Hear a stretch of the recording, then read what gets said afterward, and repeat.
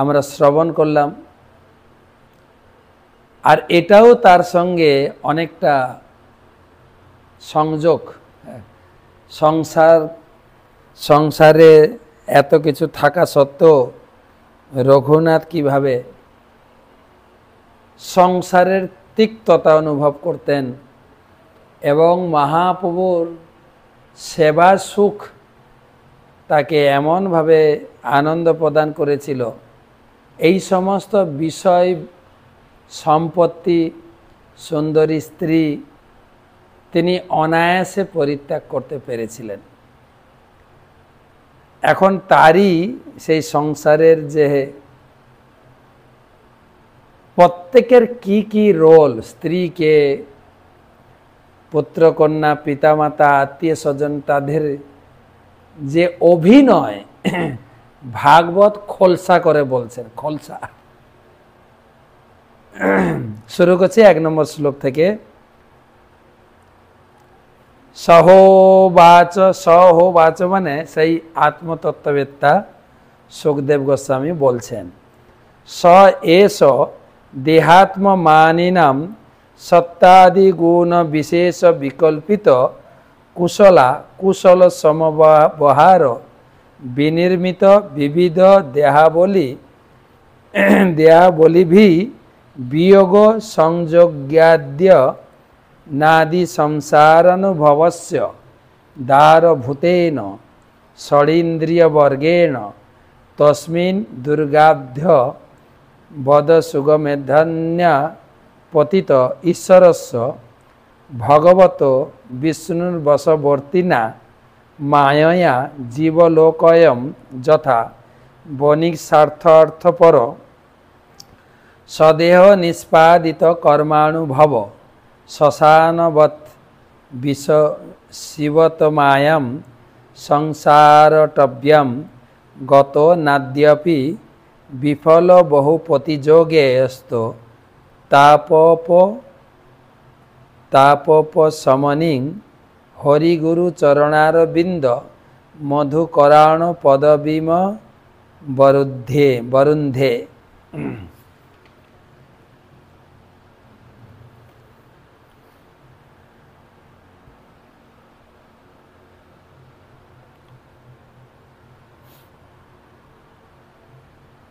অনুবাদ অনেক বড় গদ্য আকারে শ্লোক। অনুবাদ, মহারাজ পরীক্ষিত যখন সুখদেব গোস্বামীকে সংসার অরণ্যের প্রকৃত অর্থ সম্বন্ধে জিজ্ঞাসা করেছিলেন, তখন তার উত্তরে সুখদেব গোস্বামী বলেছিলেন, হে রাজন, বণিক সর্বদা ধন উপার্জনে আগ্রহী। কখনো কখনো সে কাঠ, মাটি আদি স্বল্পমূল্য বস্তু সংগ্রহ করার জন্য অরণ্যে প্রবেশ করে, যাতে নগরে উচ্চ মূল্যে সেগুলি বিক্রি করে অর্থ উপার্জন করতে পারে। তেমনি বণিকের মতো তেমনি বদ্ধজীব জড়জাগতিক লাভের লোলুপ হয়ে এই জড়জগতে প্রবেশ করে। এই জড়জগৎটা একটা সংসার অরণ্য, যেমনি আর তেমনি। সে অরণ্যে প্রবেশ করে বেরোবার পথ না জেনে সে ক্রমশ গভীর থেকে গভীরতম প্রদেশে প্রবেশ করে। এটা উপলব্ধি। আমার মেয়ে বড় হয়েছে, মেয়েকে বিয়ে দিলে আমার ঝামেলাটা চলে যাবে, কন্যা দায়গ্রস্ত পিতার মাথা থেকে বোঝা নেমে যাবে। বর্তমান পরিস্থিতি কি বলছে? যাদের যাদের মেয়ে আছে, বিয়ে দিয়েছেন, আগে তবু বোঝা নেমে যেত। মেয়েকে বিয়ে দিলেন, মেয়ে অনেক দূর চলে গেল, বাস। আর কখনো বছরে 1-2 বার আসতো, জামাই ষষ্ঠীতে আসতো, পুজোতে আসতো, বা ঘরে কোনো উৎসব অনুষ্ঠান হলে আসতো, দেখা হতো, সেইটুকুই। কিন্তু বর্তমান পরিকাঠামো কি বলছে? মেয়ে আছে তো দায়িত্ব, দেওয়ার পরেও আরো দায়িত্ব, আরো দায়িত্ব, আরো দায়িত্ব। আর কি বলবো, বাবা মা তো নিজে থেকেই সেই দায়িত্ব নিয়ে বসে থাকে। মেয়ে বিয়ে দেওয়ার পরে মেয়ের সংসারটাও মেয়ের বাবা মা চালায়। এখান থেকে উপদেশ যায়, তোর বর কি করছে খোঁজ রাখ, তোর শাশুড়ি নাকি আবার তার মেয়েকে সব দিয়ে দিচ্ছে কিনা, তারপরে মেয়ে গর্ভবতী হয়, আরও জড়িয়ে যায়। আর এখনকার দিনে জামাইয়েরাও পলিসি করেছে, যখনই স্ত্রী গর্ভবতী মার কাছে চলে যায়, যা ঝামেলা নিয়ে যা।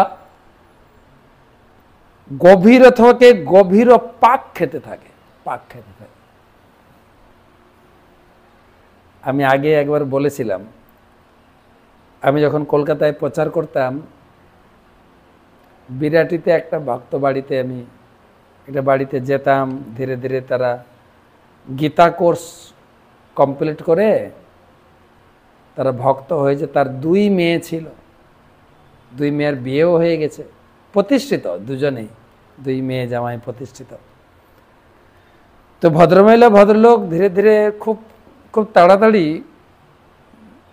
মানে গীতা পড়ার পরে পরেই তারা ভক্তিটাকে সুন্দরভাবে গ্রহণ করেন, দীক্ষা হয়ে যায়। দীক্ষা হওয়ার আগে আমি একবার বাড়িতে গিয়েছিলাম, উনি বললেন, প্রভু আমার বাড়িতে পুরো অল্টারটা সুন্দর করে সাজিয়ে দিয়ে যান। তার অল্টারে অনেক দেবদেবীর ছবি ছিল। তো রাধা মাধব, নরসিংহদেব, পঞ্চদত্ত, গুরু পরম্পরা, তুলসী বৃন্দা সব কিছু সেটিং করা হলো। তো আমি জিজ্ঞাসা করলাম, এই দেবদেবীর ফটো কী করবো? বলছে, মারা প্রভু আপনি নিয়ে যান। আমি ঘরে এখানে ওখানে লাগিয়ে রাখি। বলছে না। তার প্রায় আসা যাওয়া হতো। বাড়িতে একটা ক্লাস শুরু করেছিলাম। তো মাতাজি তার উপলব্ধি শেয়ার করছেন। বলছে, প্রভু একটা কথা বলি আপনাকে, আমার 1 মেয়ে ছিল, দ্বিতীয় যখন আমি গর্ভবতী হলাম, আমি আশা করছিলাম একটা ছেলে পাবো, হয়ে গেল মেয়ে।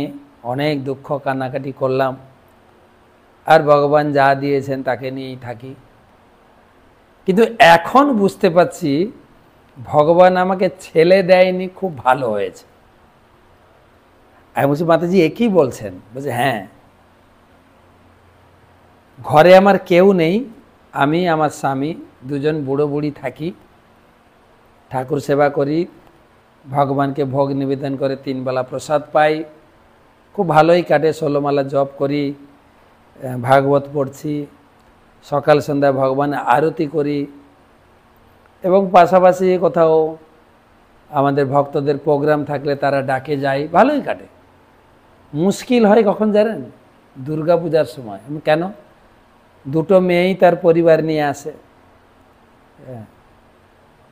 মেয়ে কখনো জামাই থাকে, মেয়ে ছেলে মেয়ে সব গাদা নিয়ে থাকে। আর সেই সময়টা আমার এত কষ্ট হয়ে যায়, রান্না বাড়া কিচির মিচির করে সব সময় কানের কাছে, বিরক্ত আর বিরক্ত। 16 মালা জপ করতে যে এত কষ্ট হয় আমার, কল্পনার বাইরে। আর ওরা চলে যাওয়ার পরে বাড়ি ফিরি, আমাদের আর কোনো কাজ নেই। তো এখন বুঝতে পারছি ভগবান আমাদের ছেলে দেয়নি, কেননা ছেলে থাকলে বৌমা বাচ্চা কাচ্চা সব শুরু হতো, যেটা আমাদের ভজনের বিঘ্ন। এখন ঘর খালি। হ্যাঁ, ভগবান কি দয়া তখন বুঝি নাই, তখন অনেক কেঁদেছি ছেলে নেই বলে। এখন আপনার কৃপা উপলব্ধি করতে পারছি, আমাদেরকে মুক্ত জীবন দিয়েছেন, কেবল হরি নিয়ে থাকি। আর পাশাপাশি আমাদের লোকজনও খুব ভালোবাসে, সুবিধা অসুবিধা তারা থাকে, দেখে, ওটাই যথেষ্ট। গভীর থেকে গভীরে মেয়ে জামাইয়ের পরিবার, তার পরিবার, তার পরিবার, তার শুধু জড়াতে থাকে, লোকে জড়াতে থাকে, আষ্টে পৃষ্ঠে জড়িয়ে যায় একদম। দেখেন বলছেন, সেই সংসার অরণ্যে প্রবেশ করে সে বেরোনোর পথ পায় না, গভীর থেকে গভীরতম প্রদেশে প্রবেশ করে, জড়জগতে প্রবিষ্ট হয়ে শুদ্ধ জীব বিষ্ণু মায়ায় মোহিত হয়ে বদ্ধ হয়ে পড়ে। এইভাবে জীব দৈবী মায়ার বশীভূত হয়। মায়া, আমার আগেও বলেছিলাম যে নারদ মুনিও তার কৌতূহল হয়েছিল মায়া অতি দূরত্বয়া, দৈবী এসা গুণময়ী মম মায়া দূরত্বয়া। তো নারদ মুনি একদিন ভগবানকে প্রশ্ন করছেন, ভগবান তোমার মায়া নাকি খুব কঠিন দূরত্বয়া, একবার দেখাও না, আমি একটু উপলব্ধি করতে চাই। ভগবান বলছে, নারদ ওই খপ্পরে তুমি পড়ো না, বলছে একটু জানতে চাই। আর ভগবান নারদকে সঙ্গে নিয়েছেন, ভ্রমণ করতে করতে রাস্তায় হাঁটছেন, এক জায়গায় ভগবান বসে পড়লেন চৌরাস্তাতে। বলছে, নারদ আমি আর চলতে পারছি না, তুমি এক গ্লাস জল নিয়ে আসো, যেখানে হোক জলের ব্যবস্থা করো। আর নারদ ছুটছেন, পাশে ছিল একটা সুন্দর স্রোতস্বিনী নদী, ওখানে নেমেছেন, জল একটু পান করবেন আর ভগবানের জল নিয়ে আসবেন। উপর থেকে একটা সুন্দরী মহিলা ডাক দিয়েছে, নারদ তুমি এখানে এসো আমার কুটিরে, একদম আস্বাদনীয় পানীয় আহার করো।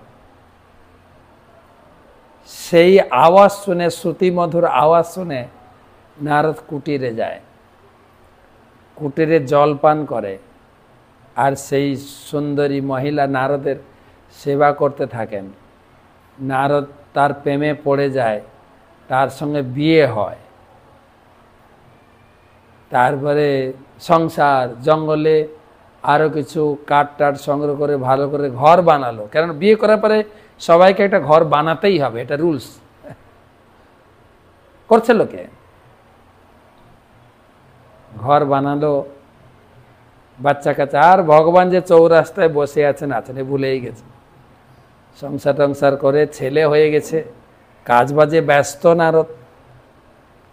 আর নদীর পাড়ে বাড়ি ছিল তো, একদিন বাচ্চা ছেলেটা খেলতে খেলতে নদীতে পড়ে গেছে, স্রোতের জলে ভেসে যাচ্ছে। আর স্বামী স্ত্রী ছুটেছেন, স্ত্রী তো একদম আকুল পাগলি হয়ে গেছেন, আমার ছেলে আমার ছেলে, ছেলে করতে, ছেলেকে ধরতে গিয়ে স্ত্রীও জলে ভেসে যায়।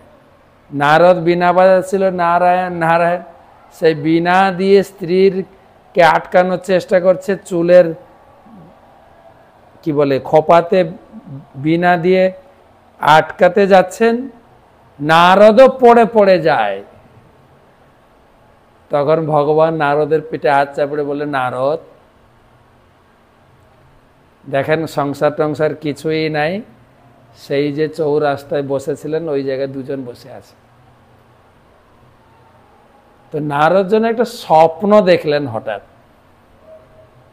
তো নারদ খুব বিমর্ষ হয়ে গেছে, বলছে নারদ তোমার কি হয়েছে? নারদ কিছুই বলছে না। বলছে, নারদ আমার মায়া দেখলে তো, তোমার মতো লোকও আমাকে ভুলে গিয়ে সংসারে, আর সাধারণ লোকের কি হবে? দৈবী মায়া বশীভূত।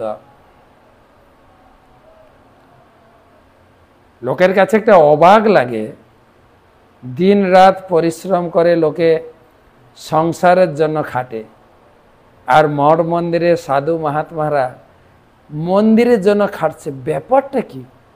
আপনাদের তো সংসার নাই, আপনারা এত খাটাখাটনি করেন কেন?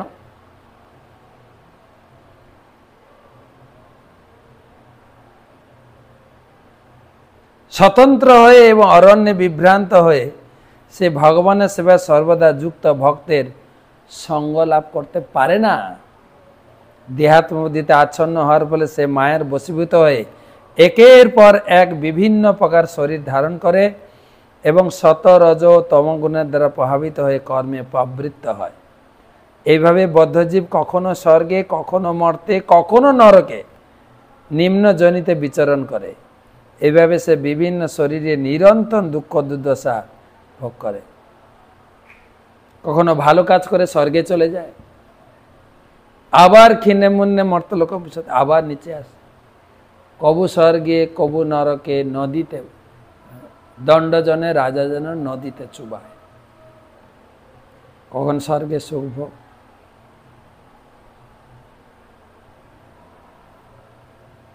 আর আমাদের কবিগণ তো বলে গেছেন স্বর্গে যাবে কেন, স্বর্গ নরক কে বলে তা কত দূর, মানুষের মাঝে স্বর্গ নরক মানুষের ঈশ্বর। এই জগৎ দিয়ে একটু ভালো টাকা পয়সা বাড়ি ঘর হয়ে গেলে নিজেকে মনে করে আমি স্বর্গে আছি, কাউকে পাত্তা দেয় না।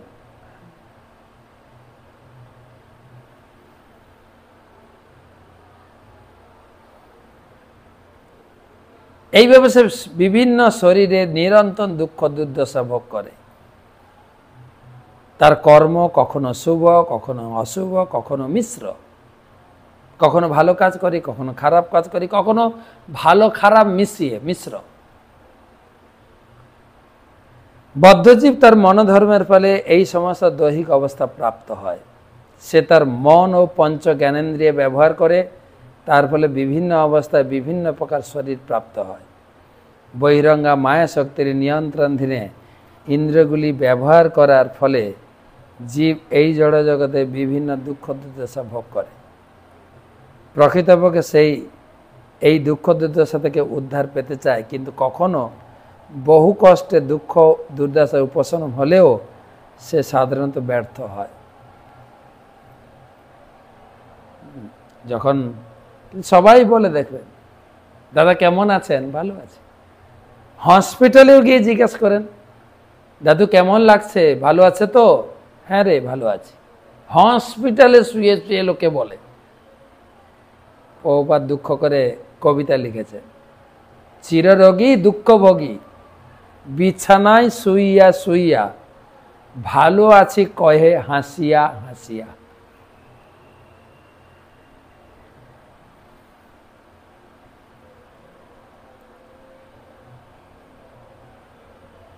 প্রকৃতপক্ষে সেই দুঃখ দুর্দশা থেকে উদ্ধার পেতে চায়, কিন্তু কখনো কখনো বহু কষ্টে দুঃখ দুর্দশার উপশম হলেও সে সাধারণত ব্যর্থ হয়। সে চায় এই দুঃখ অবস্থা থেকে বেরিয়ে আসতে, কিন্তু জানে না তো। এইভাবে জীবন সংগ্রামে লিপ্ত হয়ে সে ভ্রমরের মতো ভগবান শ্রী বিষ্ণুর শ্রীপাদ পদ্মের প্রেমময় সেবায় যুক্ত শুদ্ধ ভক্তের শরণ গ্রহণ করতে পারে না। ভগবান থাকলেও, ভগবানের মন্দির থাকলেও, ভগবানের উৎসব হলেও সে কোনো কিছু উপভোগ করতে পারে না। সংসারের ব্যস্ততা, সংসারের ঘোর অরণ্যে তাকে জাপটে শিপটে ধরে রাখে। এই গেল অনুবাদ। আমি তাৎপর্য পড়েছি, আপনাদের সামনে তাৎপর্য আর পড়ছি না। প্রভুপাদ লিখেছেন তাৎপর্য যে আমি আমেরিকায় গিয়ে বলছিলাম যে বর্তমান মানুষের জীবন কুকুরের মতো হয়ে গেছে,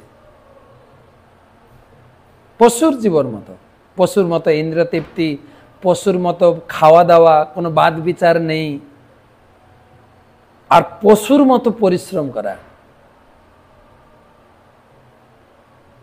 একটা পশু ঘুম থেকে উঠে 4 পায়ে দৌড়ায় আহারের খোঁজে, আর আমরা 4 চাকাতে দৌড়াচ্ছি, 4 চাকাতে দৌড়াচ্ছি। আর এই সংসার যে কত কষ্টের, বিভীষিকাময়। এই কয়দিনে 1 সপ্তাহের ভিতরে আমাদের মোটামুটি উপলব্ধি হয়ে গেছে। লন্ডনে যাওয়ার পথে আহমেদাবাদে বিমান দুর্ঘটনায় পুরো শেষ। এই রেস কাটতে না কাটতে আরেকটা খবর, কেদারনাথ দর্শন করতে গিয়ে হেলিকপ্টার ভেঙে পড়ে গিয়ে হেলিকপ্টারের সব প্যাসেঞ্জার 6-7 জন ডেড। আর রবিবারে একটু ভ্রমণ করতে গিয়ে সেই পুনের পাশে যে ইন্দ্রাণী নদী আছে তার ব্রিজ ভেঙে পড়ে কত লোক জলে ভেসে যাচ্ছে। বিপদ বিপদ আর বিপদ। তাছাড়া তো আরও কত কিছু রয়েছে, রাজনৈতিক ডামাডোল, নিজেদের ভিতরে মারপিট, উত্থান পতন চলছেই। ভোটে জিতে গেলেন, মনে হচ্ছে যেন স্বর্গ প্রাপ্তি হয়ে গেল। কত বছর? 5 বছর, 4 বছর কাটতে কাটতে আবার টেনশন, এবারে জিতবো তো, না হলে তো আমার শেষ, নরক, আমাকে সবাই ছিঁড়ে খাবে। এই স্বর্গ নরক, স্বর্গ নরক। 2 নম্বর শ্লোক, যস্যামু হবায়েতে ষড়িন্দ্রিয়মানঃ কর্মণা দস্যব এবতে তজ্যথা পুরুষস্য ধনম যৎ কিঞ্চিৎ ধমৌ পৈকম বহুকিস্রাধিগত সাক্ষাৎ পরম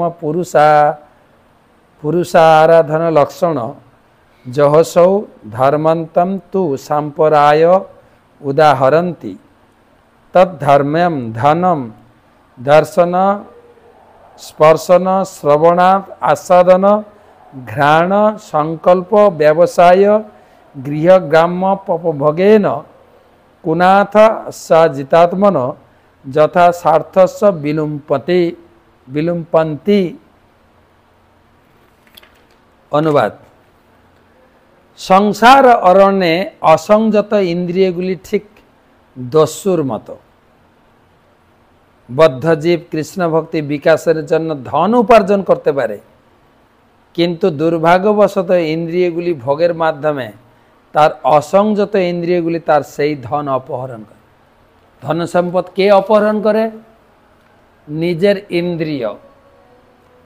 তবু তো আগেকার দিনে লোকের ইন্দ্রিয় সংযম ছিল, আর বর্তমান বাজারে চাকচিক্য, নেট দুনিয়া আর এত ডেভেলপ কান্ট্রি সব, ইন্দ্রিয়গুলি আরও বশীভূত হয়ে যাচ্ছে।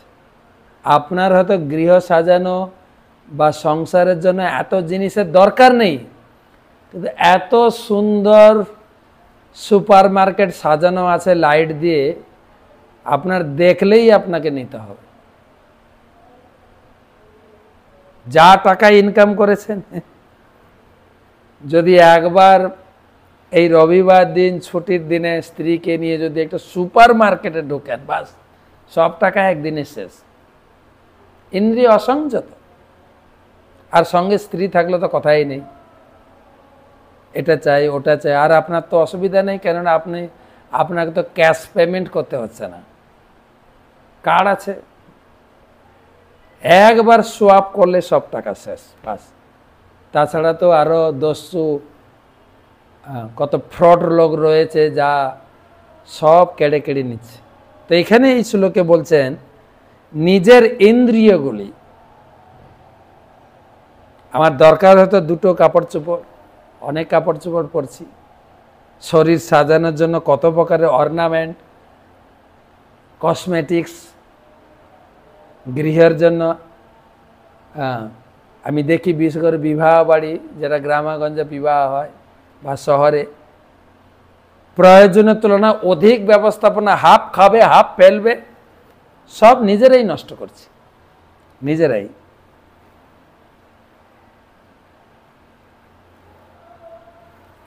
মার্কেটের কথা বলছিলাম, আমাদের দেশে কি বলে, আগে এক একটা দ্রব্য এক একটা দোকান থেকে কেনা হতো। কাপড় দোকানে কাপড় পাবেন, ওষুধ দোকানে ওষুধ পাবেন, বাসন কোসনে বাসন পাবেন, রেস্টুরেন্ট হোটেলে খাবার পাবেন।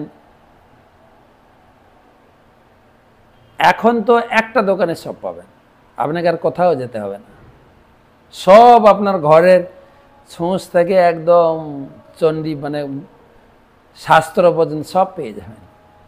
বাচ্চাদের জিনিসপত্র, বুড়ো বুড়ি জিনিসপত্র, বিছানাপত্র, ঘর সাজানো আসবাবপত্র, ইলেকট্রনিক্স, আপনার ঘরের উনুন, চুলা, চিমনি, সব ঘর সাজানো, শরীর সাজানো, ইন্দ্রিয় সাজানো, সব পাবেন। আর সব সময় নতুন নতুন জিনিস আসছে, নতুন নতুন। হাফ ব্যবহার করে ফেলে দিচ্ছে লোক। ইন্দ্রিয়গুলো যিনি আমার আমার টাকা পয়সাগুলো হরণ করছে না। আমি বলছিলাম এখন হয়ে গেছে সুপার মার্কেট। আগে চলে আলাদা দোকান, তারপরে ডিপার্টমেন্টাল শপ, এখন সুপার মার্কেট। উন্নত দেশগুলিতে দুবাই, সিঙ্গাপুর আমি দেখেছি, বা ইউরোপ, লন্ডন, এসব জায়গায় আবার হাইপার মার্কেট। সিঙ্গাপুরে একটা দোকান আছে দেখি, মুস্তাফা, ও যে কত দূর পর্যন্ত দোকান, আর খুব প্রসিদ্ধ দোকান, প্রচুর লোক কিনছে। তো হাইপার মার্কেট, বড় বড় এখন শপিং মলে আপনার মানে ক্যাশ কাউন্টারও নেই। আপনি শুধু নিজের জিনিস কিনবেন, নিজের মতো নিজেই মেশিনে যাবেন, জিনিসপত্র আপনি নিজে পেমেন্ট করে চলে যাবেন, কেউ লোক নাই। আর যখন পেমেন্ট করতে যাবেন, প্রত্যেকটি দ্রব্য যখন বিল দাঁড়াবে, সেই বিল দেখে আপনার হাইপার টেনশন হবে। সেই জন্য দোকানের নাম হাইপার মার্কেট লিখে দিয়েছে। সব নিজের ইন্দ্রিয়রা দস্যুর মতো টাকা অপহরণ করছে।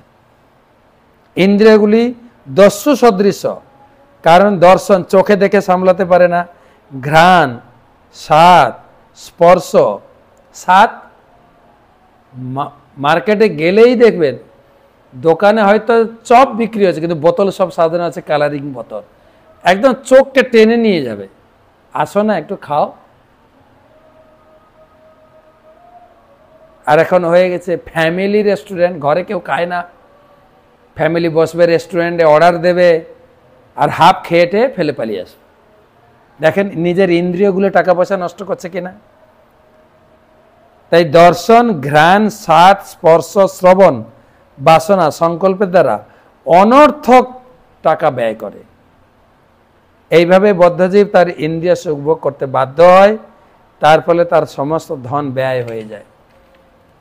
প্রকৃতপক্ষে এই ধর্ম অনুষ্ঠানের জন্য, এই ধন ধর্ম অনুষ্ঠানের জন্য উপার্জন করা উচিত ছিল, কিন্তু দস্যু সদৃশ ইন্দ্রিয়গুলি সেই ধন অপহরণ করে নেয়, করছে। তাই এখানে সুখদেব গোস্বামী বলছেন, আপনার ইনকামের কিছু টাকা ভগবানের সেবায় ব্যবহার করুন, করা উচিত, কিন্তু ঘরেই কুলাচ্ছে না, যা দরকার নেই উল্টো পাল্টা খরচা করে নষ্ট করছে। আরেকটা শ্লোক পড়ি, অথচ যত্র কৌটুম্বিকা দ্বারাপত্যাদয় নামনা কর্মণা বৃক সিগালা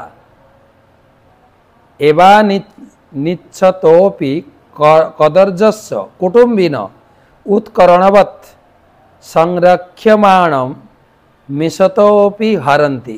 হে রাজন, জড়জগতে স্ত্রী পুত্র আদি কেবল নামে মাত্রই আত্মীয়। এবার সরাসরি বাড়ি মারছেন, নিজের ইন্দ্রিয়ের কথা বললেন, তুমি নিজেই তোমার জিনিস নষ্ট করছো। এখন স্ত্রী পুত্রকে ধরেছেন সুখদেব গোস্বামী। এর আগের অধ্যায়েও আলোচনা হয়েছে, স্ত্রীরা আবার রেগে যাবেন না প্লিজ। একজন মাতাজি লিখেছেন, শুধু স্ত্রীরা কি শিগাল, বাঘের মতো, আমাকে দোষারোপণ করবেন না প্লিজ। সুখদেব গোস্বামীর কথা আমি পড়ে শোনাচ্ছি। স্ত্রী পুত্র আদি কেবল নামে মাত্রই আত্মীয়, কিন্তু প্রকৃতপক্ষে তারা ব্যাঘ্র আর শিগালের মতো আচরণ করে। স্ত্রী হচ্ছে বাঘ আর পুত্র কন্যা হচ্ছে শিগাল। কত বড় কড়া কথা ভাগবতম বলছেন দেখেন। মেষ পালক যথাসাধ্য তার মেষ সংরক্ষণ করার চেষ্টা করে, কিন্তু ব্যাঘ্র ও শিগালেরা বলপূর্বক তার অপহরণ করে নেয়। তেমনি কৃপণ মানুষ যদি সাবধানতার সঙ্গে ধন আগলে রাখতে চায়, তবুও তার পরিবারের লোকজন তার সমস্ত ধন সম্পদ বলপূর্বক অপহরণ করে। একে তো নিজের ইন্দ্রতৃপ্ত, এটা চাই ওটা চাই, চোখের লালসায় শুধু কিনতে আছি, ঘর সাজাতে আছি, টাকা পয়সা নষ্ট হয়। আর দ্বিতীয় জন হচ্ছে বাঘ, শিগাল, স্ত্রী আর সন্তান, তারা নষ্ট করে টাকা পয়সা, চোখের সামনে নষ্ট করছে, চোখের সামনে।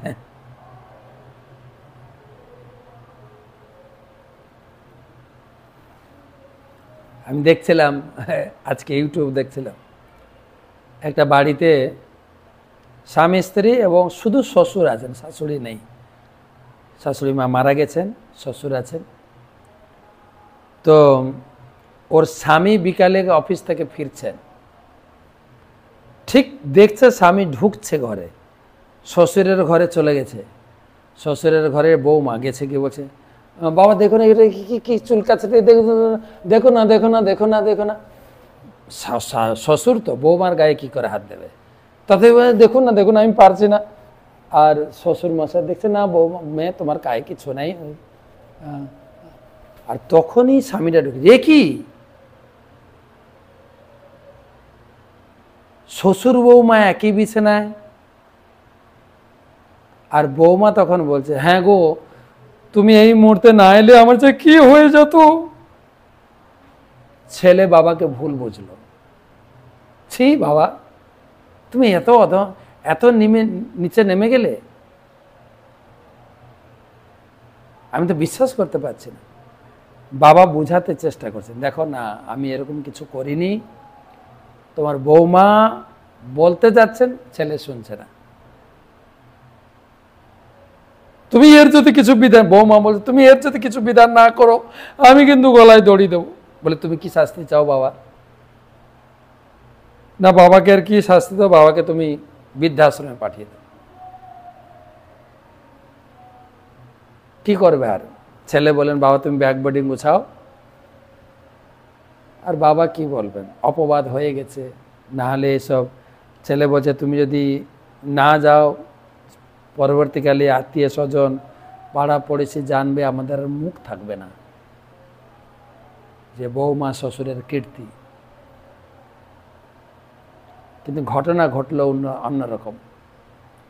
পরের দিন বাবাকে নিয়ে গেছে, নিয়ে গিয়ে বৃদ্ধাশ্রমে যায়। একটা ভালো দামি ফ্ল্যাটে উঠেছে, যেখানে দুটো ঘর আছে। ছেলে বাবা গেছে, বৌমা ঘরে আছে। তো গেছে, তখন বাবা বলছে তুই এখানে কোথায় নিয়ে এলি আমাকে? তুই বললি বৃদ্ধাশ্রমে নিয়ে যাবি, কিন্তু এত সুন্দর ঘর, তারপরে দুটো ঘর, এত সুন্দর সাজানো গোছানো, কোথায় নিয়ে এসছো তুমি? দুটো খাট কেন? বলছে আমরা দুজন থাকো। বলে তার মানে? হ্যাঁ বাবা, আমি আর তুমি এই ফ্ল্যাটটা আমি নতুন কিনেছি, এখন এই ফ্ল্যাটে আমি তুমি থাকো। তো বৌমা? বৌমা এখন পরকীয়াতে পড়ে গেছে, তাকে আমি ত্যাগ করেছি। দেখেন, ছেলেকে বুঝতে হবে, কিন্তু শুধু বৌমার কথা শুনলে হবে না। তারপরে বৌমা ফোন করেছে স্বামীকে, কি গো তুমি কোথায়? বলে আমি বৃদ্ধাশ্রমে। তো বাবাকে বৃদ্ধাশ্রমে রাখতে এত সময় লাগে? বলে এত সময় লাগে না, আমি আর বাবা দুজনেই বৃদ্ধাশ্রমে থাকবো, আমি আর ঘরে যাচ্ছি না, আমার ওই ঘরটা আমি বিক্রি করে দিয়েছি। হ্যাঁ? বলছে কেন? না তুমি যার সঙ্গে থাকতে চাইছো, বাবাকে ঘর থেকে বের করে আমি সারাদিন অফিসে থাকবো, আর বাবাও থাকবে না, তুমি সারাদিন পরকীয়া করবে, তুমি তার সঙ্গেই থাকো, আমি তোমাকে কয়েকদিনের ভিতরে ডিভোর্স লেটার পাঠিয়ে দিচ্ছি। বাস, সংসারের চিত্র, স্ত্রী পুত্র চলছে। প্রভুপাদ খুব কঠিন কথা লিখছেন এখানে এই শ্লোকের তাৎপর্য। অনুবাদে বলা হয়েছে যে কৃপণ মানুষ যদিও সাবধানতার সঙ্গে ধন আগলে রাখতে চায়, কিন্তু এই স্ত্রী পুত্র তার পরিবার সব ধন অপহরণ করে নেয়। প্রভুপাদ লিখছেন তাৎপর্যে, दिन का डाकिनी रात का बाघिनी पलक पलक लहू चसे ऐसे दुनिया बाहुरा होकर घर घर बाघिनी पूजे। हिंदी कवि সম্ভবত তুলসীদাস, উনি লিখেছেন প্রত্যেক ঘরে স্ত্রী হচ্ছেন দিনের বেলা বাঘিনী, রাত্রে বেলা ডাকিনী। আমি বলছি না, কিন্তু খারাপ ভাবে নেবেন না, ভাগবতমে লেখা আছে এবং মহান বিদ্বান পণ্ডিতরাও বলে গেছে। বাঘিনী আর ডাকিনীর একটাই কাজ, পুরুষ লোকের রক্ত চোষা। দিনের বেলা হাড় জল করে রক্ত ঘামে পরিণত হয়ে মাটিতে পড়ে, আর সেই টাকা উপার্জনের জন্য। দিনের বেলা রক্ত নষ্ট হচ্ছে টাকা ইনকামের জন্য, আর রাত্রেবেলা যৌন সঙ্গের মাধ্যমে বীর্য নষ্ট হচ্ছে, ওটাও রক্ত থেকে তৈরি।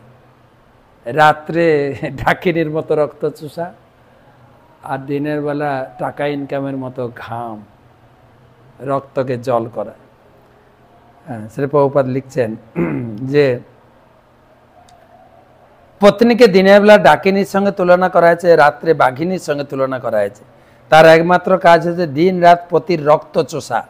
পতিকে দিনের বেলা রক্ত জল করে গৃহস্থলীর জন্য অর্থ উপার্জন করতে হয়, আর রাত্রে মৈথুন সুখের জন্য তাকে বীর্যরূপে রক্ত ক্ষয় করতে হয়।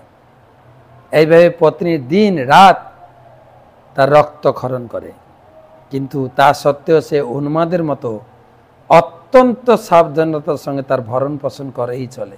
সেই রকম সন্তান সন্ততিরা বাঘ শিগাল নেকড়ের মতো। বাঘ শিগাল এবং নেকড়ের যেমন মেষ পালকের সতর্ক প্রতিরক্ষা সত্ত্বেও মেষ অপহরণ করে নেয়, তেমনি পিতা অত্যন্ত সতর্কতার সঙ্গে টাকা আগলে রাখলেও তার ছেলে মেয়েরা টাকা সব নষ্ট করে দেয়, চোখের সামনে টাকা পয়সা নষ্ট করছে। এইভাবে পরিবারের সদস্যদের স্ত্রী পুত্র ইত্যাদি আদি বলা হলেও প্রকৃতপক্ষে তারা হচ্ছে হিংস্র পশু। কথাগুলো অনেক কঠিন বা কড়া হয়ে যাচ্ছে, কিন্তু নিছক সত্য কথা। মায়ের দ্বারা প্রভাবিত হয় আমরা হয়তো অনেকে এই কথাগুলো মানতে পারবো না, কিন্তু এটা বাস্তব কথা।